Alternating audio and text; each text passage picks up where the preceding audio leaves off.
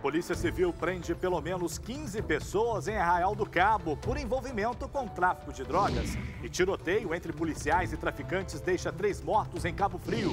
Presidente da Câmara de Vereadores de Petrópolis é afastado de suas funções em operação do Ministério Público. Salvando vidas. Uma neném de apenas 3 dias de nascida foi salva graças a um atendimento por telefone de um bombeiro. 27 de junho, quinta-feira, começa agora o seu SBT Cidade.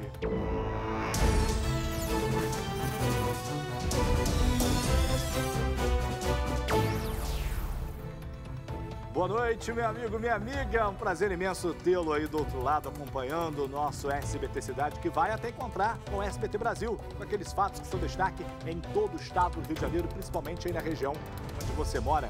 A gente começa com essa informação, mais um caso de uma pessoa presa por engano. A família da funcionária de uma pizzaria, mãe de 2 meninas, diz que ela foi presa porque tem o mesmo nome de uma mulher acusada de assassinato na Baixada Fluminense.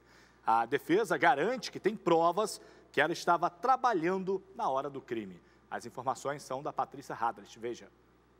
Após recusar o namoro com um traficante de drogas, Leda Fagundes Vargas, de 21 anos, foi morta e esquartejada no dia 6 de agosto de 2018.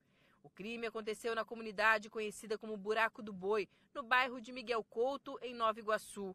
Quem levou a vítima até os bandidos foi uma mulher chamada Raquel, cujo sobrenome não aparece no processo. Na última terça-feira, policiais prenderam em casa Raquel Barbosa do Amaral, 31 anos, mãe de 2 filhas, moradora de São João de Miriti, que, segundo a família, não conhece Leda e nunca pisou na comunidade. Eles garantem que ela foi presa por engano.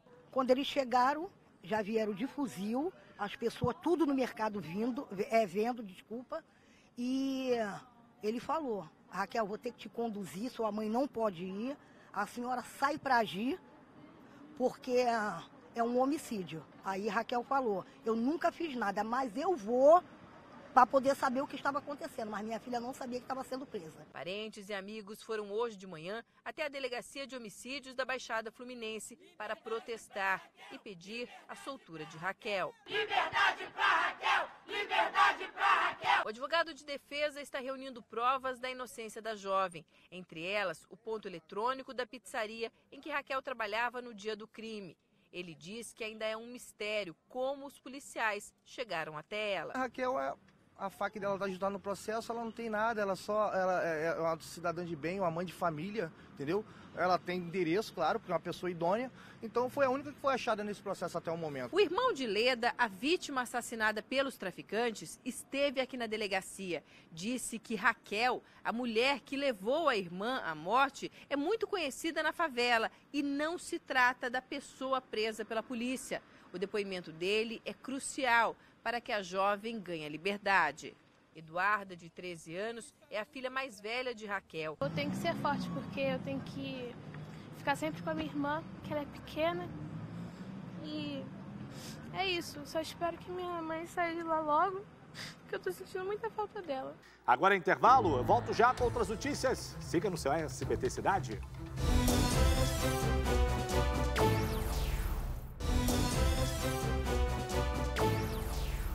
Opa, muito bem, voltamos. E olha a informação aqui, a CEPOL realizou hoje uma operação na região dos Lagos para prender pessoas envolvidas com tráfico de drogas. Essas pessoas elas foram presas em Arraial do Cabo e em Cabo Frio, gente. 3 pessoas morreram após um confronto entre policiais e traficantes em uma comunidade da cidade. Veja só. Em Arraial do Cabo, os primeiros mandados de prisão começaram a ser cumpridos no início da manhã de hoje. Na cidade, a Polícia Civil buscou cumprir 35 mandados de prisão contra suspeitos de integrar uma organização criminosa de tráfico de drogas no Morro da Cabocla. Até o fim da manhã de hoje, 15 suspeitos já haviam sido presos. De acordo com o delegado responsável pelas investigações, os suspeitos já estavam sendo monitorados há cerca de 6 meses. Com esse monitoramento e com essa identificação, foram expedidos 35 mandados de prisão e busca e apreensão. Durante a Operação Coca Zero, os agentes também apreenderam drogas e armas. Policiais civis de mais de 20 delegacias do estado participaram da ação. Nós tivemos uma operação envolvendo 87 policiais de 24 delegacias do interior do estado do Rio de Janeiro, todos atuando intensamente, visando a cumprir todas as ordens judiciais expedidas. Aqui em Cabo Frio, município vizinho, 3 homens suspeitos de tráfico de drogas morreram e outros 2 foram presos na noite de ontem, após um confronto armado com PMs na comunidade Boca do Mato. Na ação, a PM também apreendeu armas, drogas e até uma granada caseira. O material apreendido e os 2 suspeitos de 19 e 40 anos foram trazidos para a delegacia de Cabo Frio. No começo da tarde de hoje, a PM informou que o policiamento está reforçado nas comunidades Boca do Mato, Jardim Esperança, Porto do Carro e Reserva do Peró. O objetivo, ainda segundo a PM, é reprimir a criminalidade. Olha, hoje teve uma operação, a gente precisa inclusive de mais operações como esta aí na região dos Lagos, porque não é possível que a criminalidade tenha o espaço que eles têm conseguido para poder expandir o crime lá na região. Não é possível que a gente tenha comunidades na região dos Lagos, seja em qualquer lugar do estado, mas principalmente no interior, dominadas por bandidos. Não tem condições. Agora, esse bang-bang tem que cessar, né? Porque os moradores não aguentam mais.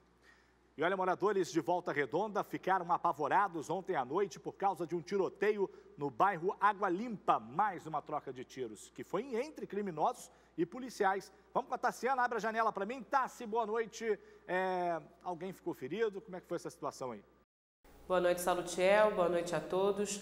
Segundo a polícia, pelo menos um homem morreu ainda no bairro Água Limpa, em Volta Redonda, e outro ficou ferido. De acordo com o Serviço de Atendimento Móvel, o SAMU, que prestou atendimento no local, o homem ferido foi socorrido e levado para o Hospital São João Batista, mas o estado de saúde dele não foi informado. Já o corpo do homem morto no tiroteio foi levado para um Instituto Médico Legal. A identidade das vítimas não foi revelada, Salutiel. De norte a sul do estado, a violência que não para, não é isso, Tassi? Infelizmente. Obrigado aí pelas informações. E olha, essa aqui, a Polícia Civil e o Ministério Público fizeram uma operação hoje em Petrópolis. Foram cumpridos por lá 9 mandados de busca e apreensão. Isso, gente, mais uma vez, né, na Câmara de Vereadores. E também na casa de Rony Medeiros, que é presidente do Legislativo. A gente vai saber o que ocorreu por lá agora na reportagem do Carlos Miranda, com imagens do Michel de Carvalho. Rodolfo. A operação reuniu agentes do Ministério Público e da Polícia Civil. Pela manhã, eles estiveram na casa do vereador Rony Medeiros e na Câmara Municipal de Petrópolis. Os agentes cumpriram 9 mandados de busca e apreensão e de afastamento de Rony, que é o atual presidente do Legislativo. Ele é acusado de contratar funcionários fantasmas entre os anos de 2013 e 2016. O presidente está proibido de frequentar as dependências da Câmara. De acordo com a investigação, em 4 anos foram desviados dos cofres públicos cerca de R$500 mil em valores atualizados. Ao todo, os envolvidos foram denunciados por 72 peculatos e associação criminosa. Além do político, outras 4 pessoas estariam envolvidas no esquema. A Operação Diáfano revelou que 3 servidores foram contratados, recebiam salários, mas não compareciam à Câmara. Um deles, Omar Ligeiro Jacob, foi nomeado a pedido do pai dele, Omar Jacob, como contrapartida aos serviços que prestou durante a campanha eleitoral de Rony Medeiros. A Justiça vai, investiga, já houve isso na Câmara de Vereadores, agora a gente sabe que lá na frente temos um judiciário que coloca político, né, inocenta os políticos envolvidos com corrupção. A gente passou por isso agora em Petrópolis, com o vereador que vai receber retroativo. O vereador ficou foragido em Petrópolis, foragido. Ou seja, se você ficar foragido da justiça, meu amigo, duvido que você vai ser solto depois, duvido que você vai ser absolvido, quanto mais receber salário retroativo. Mas em se tratando de político, isso acontece, é um absurdo. E hoje, gente, a justiça determinou que a prefeitura faça melhorias no Hospital Raul Sertães, em Nova Friburgo, tá? A situação da saúde por lá ainda anda complicada. Vamos então à redação novamente com a Tassiana Ferrante. Tassi, o município tem prazo para realizar essas melhorias? Tem sim, Salutiel. Segundo a decisão da Terceira Vara Civil de Nova Friburgo, o município tem 90 dias para apresentar um cronograma de adequação às condições mínimas de funcionamento da unidade. Um caso de descumprimento do prazo, o prefeito Renato Bravo e a secretária municipal de saúde, Emanuele Marques, podem ser multados em R$500 por dia. A Secretaria de Saúde deve apresentar ainda um documento que identifique o real cenário do Hospital Raul Sertã e as providências que vão ser tomadas para resolver os problemas apontados pelo Ministério Público. A decisão aponta ainda a necessidade de manutenção de equipamentos médicos hospitalares, informações sobre os contratos, relação dos leitos não habilitados juntos ao Ministério da Saúde e alvará de funcionamento junto ao Corpo de Bombeiros e funcionamento da farmácia. A medida ocorreu devido a uma ação civil pública movida pelo Ministério Público do Rio de Janeiro a partir de denúncias sobre as falhas na prestação do serviço do Hospital Raul Sertã, Salutiel. Ok, Tássia, a gente mostrou aqui a situação da lavanderia da maternidade, né, que está lá interditada, outros espaços também, e assim segue a saúde de Friburgo, um hospital com uma obra que não acaba mais, posto de saúde agora recentemente foi interditado, está uma vergonha. E olha, um homem morreu e 3 pessoas ficaram feridas num acidente envolvendo 2 carros na rodovia Amaral Peixoto, em Cabo Frio. O Lucas Madureira e o cinegrafista Rodrigo Melo voltavam de uma cobertura e chegaram ao local antes mesmo do Corpo de Bombeiros. Veja aí. Motoristas que passavam pela rodovia no momento do acidente pararam para prestar os primeiros socorros às vítimas. Estava bem debilitado, não conseguiram falar muito não. O senhorzinho estava em um estado bem grave. A senhora com umas fraturas expostas e o outro eu não consegui porque já estava com o senhor do lado, socorrendo o senhor. A batida envolveu 2 carros e aconteceu na noite de ontem na RJ-106, a rodovia Amaral Peixoto, na altura de Tamoios, distrito de Cabo Frio. No Fusca estavam 2 homens e uma mulher, que teve uma fratura exposta no joelho. O outro carro era conduzido por Sérgio. Ele teve apenas um ferimento no braço e deu detalhes à nossa equipe sobre o acidente. Eu estava vindo do trabalho, tinha um carro na minha frente. O carro da frente, do nada, desviou para a direita. Nisso que ele desviou para a direita, estava muito em cima, eu não entendi por quê. Aí eu me atentei, quando eu me atentei, estava vindo um carro na contramão. Não deu nem para desviar, bati de frente com ele. O Corpo de Bombeiros foi acionado e chegou ao local pouco mais de 20 minutos depois da batida. Neste momento, equipes do Corpo de Bombeiros fazem um resgate das vítimas que estavam nesse veículo. O motorista e o homem que estava no banco do carona já foram socorridos e neste momento os bombeiros tentam retirar a mulher que estava no banco de trás do carro. Não há informações sobre o que teria provocado o acidente. De acordo com o Corpo de Bombeiros, as 3 vítimas foram levadas para a unidade de pronto atendimento de Tamoios. O trânsito no local ficou lento nos 2 sentidos e o tráfego foi desviado para uma via lateral. Lamentável, né? Uma rodovia da morte aí na região dos Lagos, que a gente sabe muito bem que é uma rodovia com pouca sinalização, asfalto precário, difícil, né? Agora é o que? Intervalo? Então tá bom, já já a gente volta com outras informações, siga aqui.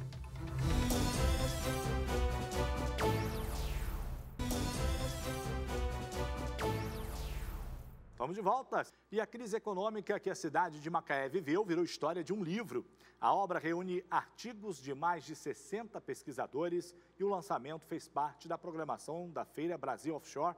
Por lá esteve a nossa equipe que traz agora os detalhes para a gente. Veja só.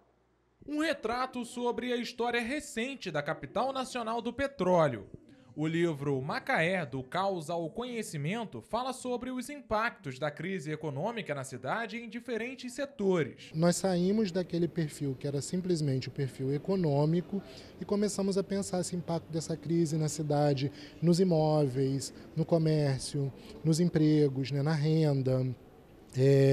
Enfim, em todos os âmbitos possíveis, até mesmo na agroeconomia, né, que também é um dos assuntos que foram tratados. A obra foi lançada nesta quarta-feira pela Prefeitura de Macaé, através do Núcleo de Estudo e Pesquisa, Observatório da Cidade. É um ato de sustentabilidade histórica, mostrar como que uma cidade que se dizia ser o Eldorado, a capital nacional do petróleo, enfrentou toda essa crise, optando pelo conhecimento ao invés do caos. Macaé, do Caos ao Conhecimento, é resultado de 1 ano e meio de trabalho. Em quase 600 páginas, a obra reúne artigos científico-acadêmicos de 68 pesquisadores de diferentes universidades do estado do Rio de Janeiro. A tarefa nossa, que foi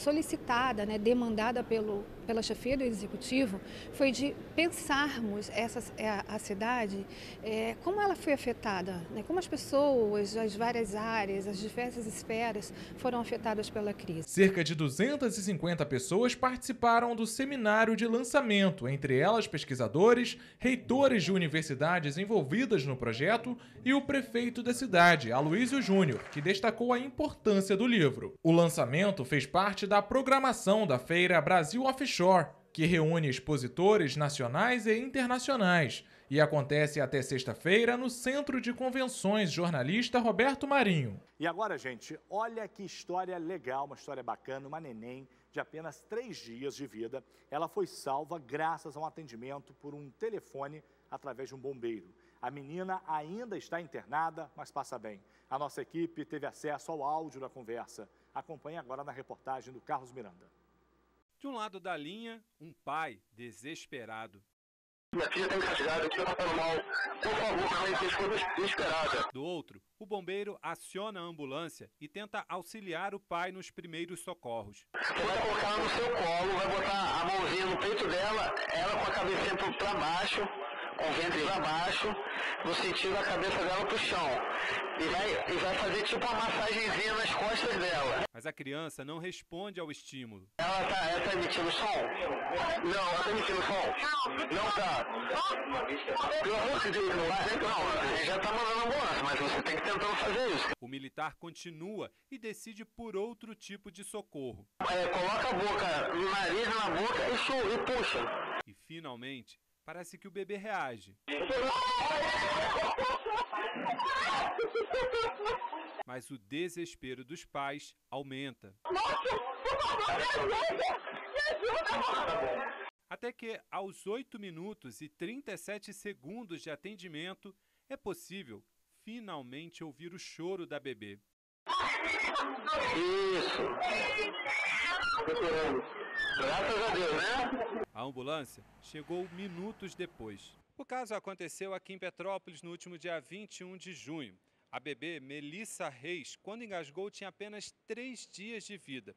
Ela está internada na UTI neonatal do Hospital Santa Teresa. Segundo os médicos, o quadro dela ainda inspira cuidados, mas é estável. Se tudo correr bem, nos próximos dias deve ser levada para a pediatria. Hoje, nossa equipe promoveu um encontro da mãe de Melissa com o bombeiro que ajudou a salvar a vida da criança. Se não fosse a instrução ali da gente sugar... eu fiz a minha parte, mas o Vinícius mantendo a calma e passando as orientações foi muito importante também. E agradecer a confiança na corporação, o entendimento que a gente está aí para isso, essa é a nossa função todos os dias. Os militares visitaram a bebê na UTI, mas a família pediu para não divulgar imagens da criança. Ângelo contou emocionado como fez para manter a calma e orientar a família. O último a perder a calma tem que ser o bombeiro. Temos limitações físicas, temos limitações psicológicas, mas a gente tem que sempre tentar ser o mais forte daquele momento. A gente não sabia como proceder a fazer os primeiros socorros. Então foi na hora que eu suguei, que saiu um pouquinho, que ela voltou a respirar, que deu os minutinhos até o carro chegar e terminar o procedimento com ela.